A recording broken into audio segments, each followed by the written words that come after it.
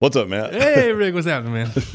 So this podcast will drop in 2021, I believe. Is that right? Do we have the time? Yeah, we don't need to tell them that. Just trying to wrap it up. So yeah, Matt was like, hey, let's give him an update. Like Trump won the president. Well, no, he didn't. Hold on. Biden won the presidency. Like that's how early these were shot. Kanye West won. Yeah, he did. Kanye for president.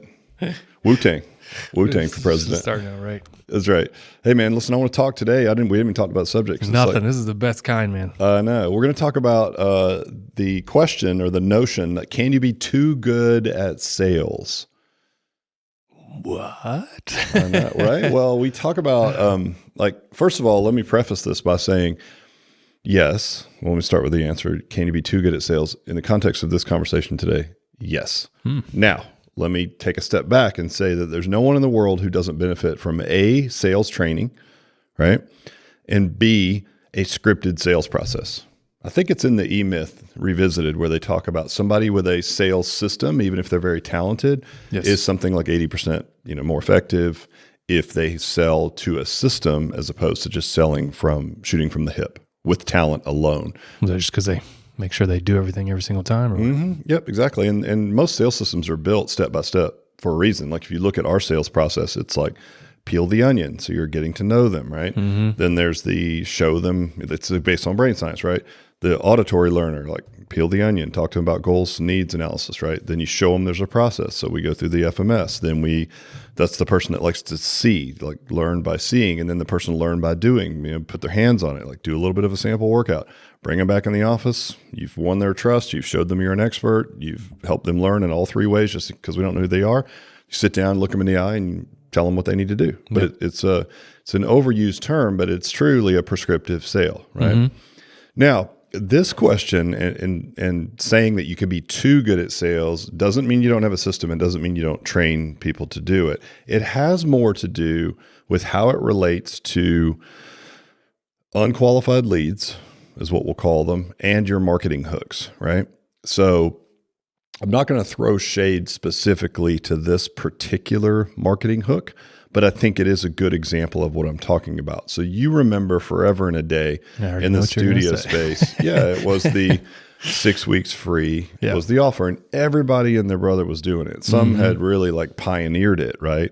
And some, were just getting on board. Then everyone was doing it. It was like every gym had one. 6 week challenge, right? 6 week free challenge. Well, and it was free. So 6 weeks for free. And we all know the word free. I mean, we remember that from Predictably Irrational, that great book that you turned me on to. The word free will drive people crazy. Like they'll do crazy things for free, right? So free is a good word in marketing, but you got to be careful with it. So if you created a hook that said, let's just use this particular example again, 6 weeks free in my gym. Well, you come in and it wasn't actually 6 weeks free. It was, put money up front. I think it was like $4.99 was the average. There was some mechanism where you would say, put money down because we found that if you don't have any skin in the game, you're not going to be accountable, right? So you would basically it would take a really, really, really high level of sales skills and acumen to take someone who came in under the idea of free and then tell them that they had to actually give you $500 cash and that there was ways to earn it back. And you were doing it on their behalf because of the accountability factor. And all these things might be true, but the fact is you said free and they came in and it wasn't actually free. Already started out a liar. Right. Well, not even that. Again, I'm not even saying that it didn't help some people, but I think what we've seen now that it's been running for a long period of time, and most people have gotten away from it. And the reason that they got away from it was because anyone that would fit into a studio-based model, which typically means higher price, certainly in our model in personal training, right, is not going to be duped, if you will, or convinced to buy something that they can't afford or that's not applicable for them in their lives or that they really don't want, right? So if you think about the average member client in our facilities, right, as a personal training, we're going after this avatar literally called a mover and a shaker based on these archetypes that we built. Well, do you think movers and shakers are going to be susceptible to sitting down with someone who's like, hey, look, I know that it was free, but actually, blah, blah. They're just going to be like, cut the bullshit, man. I mean, I run a huge business. I don't have time for this shit, right? Get to the point. And so I think what ended up happening, historically speaking, now that it's been enough time to look back, is that anyone that was convinced to buy that hook turned out to not be a great fit for that business, right? For an expensive business. I will say certainly, and we never did it here because of this reason. If we are selling to an educated consumer that is smarter than the average bear, right? Which is someone who is in a higher income bracket typically, they're not going to be susceptible to something like this. So anyone that we would attract with that ad and actually be able to flip them from free to paid is not a good candidate for our business long-term. As a matter of fact, we might actually be selling a service to someone that they literally can't even afford. But the fact that you've got them in the office and you're so good and so persuasive at sales that you talk them into buying something that they quite honestly can't afford. Now, the rub here, because you would say, well, what's wrong with that? Like you sold it. But the problem is that you don't really, it's not like other businesses where I sold someone a car and then we sell the finance papers to someone else and I'm done with it. See ya, you just bought something that you can't afford because I emotionally got you attached to it. That's a different, and you could say what you want about that. That's a different play. Right. We have to then go and service that revenue over time. And we know a big part of the equation, the bigger lever might be on the retention side, which is where we excel, right? Yep. 97% a month retention, which is exponentially better than the industry rate average of 82%, right? Well, we would never be able to do that if in fact we were like hard selling or so skillfully selling people that actually didn't qualify for our service. So it would look good on the front end. We would generate a lot of cash flow from that $500 blip, right? Yep. Then over time, we would churn back out and end up maybe, if we're lucky, a little bit better off than we were, right?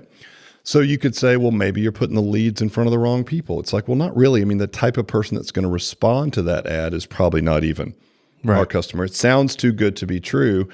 You know, anybody that's of relative intelligence who can afford personal training on an ongoing basis is not the person that responds to the text message on their phone saying, hey, if you want to save money on your taxes, click here and give me your credit card information. Quick fix. Yeah. Post, right? Yeah, exactly. The blue pill or whatever. Right. And everybody wants fast results. That doesn't matter about your socioeconomic, you know, status, so to speak. But at the same time, it's like you would really be selling to a lower tiered, maybe, God, this sounds terrible, maybe even a lower tiered intellect in a lot of ways. Someone that could be convinced to buy something in that manner is not a good, I mean, I would say lower tier. Maybe they're just, a lot of our best clients and the people you're talking about are experienced and have been other gyms, and that's why they come in. They've already kind of educated, and they know what more we're about and what it really takes. Well, and and that's a derogatory term, so I take that back. It makes me sound like a jerk saying, oh, these people are dumber than the average person, but that's not true. But I just think when I look at the ideal client for our business, they understand quality, and it's like buying a car. We've talked about this. If I go in to buy a Toyota, which is a fantastic car, right? I can expect to go in and they're going to ask me questions like, what do you want your payment to be? Right. And then they're going to write it on this magic sheet of paper and they're going to be like, look, can you pay this? I might be able to get you this, but I'm going to need you to sign it now. And then they're going to take it and leave the office and go and meet with some Wizard of Oz who sits up in and they're going to have this secret discussion. He's going to come back and act like he worked you some magic favor from this, Wizard of Oz, who's going to give you this smoking deal and then get your payments down to $299 or whatever that is that you want. If you go to buy a Porsche, do you think that's the conversation that you're having? No. Absolutely not. You call on the phone, you already know what you want. The consumer does a lot of research before they buy these days, right? You pick the car you want, you negotiate a price if there's any negotiating at all, right? Because you know what you're getting and the quality of it. And there's probably not a lot of wiggle room in it anyway. Right.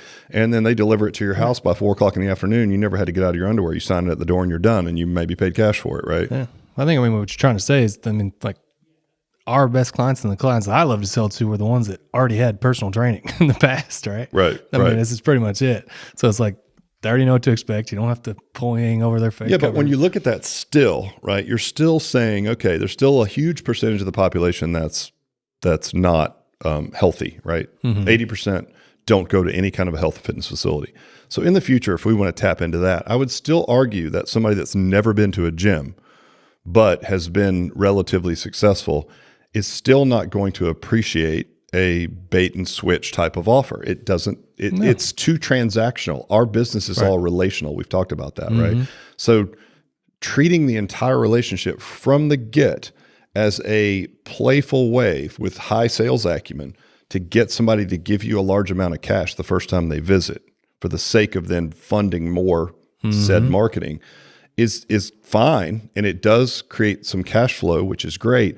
I'm saying, though, what we've seen now, historically speaking, the longevity of those clients is much lower than clients who come in that are educated. They've looked at your content online, whatever that is. They just look at your brand and they're like, this is for me. Like Porsche is for me. Yeah, or we whatever sell that Porsches, is. baby. Exactly. That's what we do. Totally different kind of experience, right? Premium as opposed to not.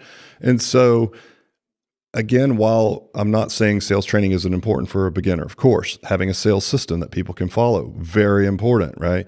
But when it's tied to a very tricky marketing hook, you're immediately making the relationship transactional, and you're potentially selling to people that can't afford your service long term. And if that's the case, you are going to see a higher level of churn.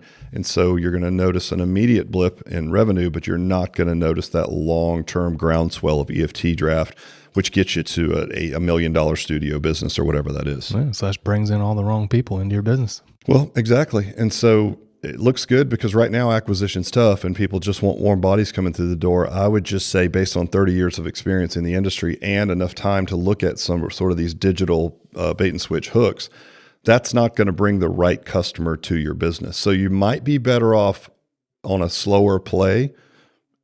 Plug the dike, get your retention levels to 97% a month, and then bring on 15 new customers a month, right? Yeah. To bring on 150 in a month and a half, you can count on a good deal of those churning out, whether your structure is not strong enough to hold them or whether you're literally attracting and then selling the wrong customers into your business. Yep. So it's all part of the process. Like your brand starts when people see your advertisement all the way through to how they're inducted to backing it up with the right service, right? And if those two things are disjointed, if you're a high-end, high-service, high-touch facility and you're selling with a very hardcore transactional bait and switch hook on the front end, those things don't match in your brand. Nope. So you're just off brand from the start, and that means you're going to attract the wrong people and they're not going to stay, and you're just going to see a high churn and you're going to be super frustrated. So I know it's a slower play. You can do both. I mean, we pre-sold, almost 100 memberships in 2 months in the Summerfield location. Props to those guys, right? Yeah.